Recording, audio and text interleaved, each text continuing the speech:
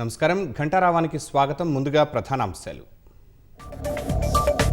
నేడు Delhi వెళ్లనున్న CM. Global సమిట్కు ప్రధాని సహా ఖర్గే, రాహుల్కి ఆహ్వానం.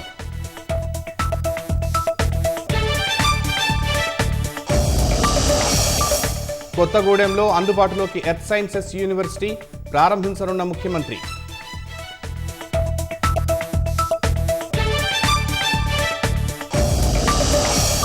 పైరసీలో వ్యూహాత్మకంగా వ్యవహరించిన ఐబొమ్మ రవి.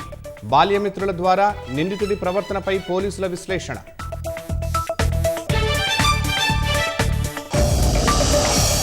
వరదలతో విలవిల్లాడుతున్న శ్రీలంకకు భారత్ ఆపన్న హస్తం.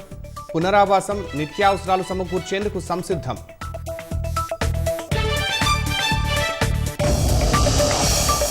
తిరుమలలో ఆహ్లాదకరంగా మారిన వాతావరణం. పొగమంచుతో పాటు తేలికపాటి వర్షం.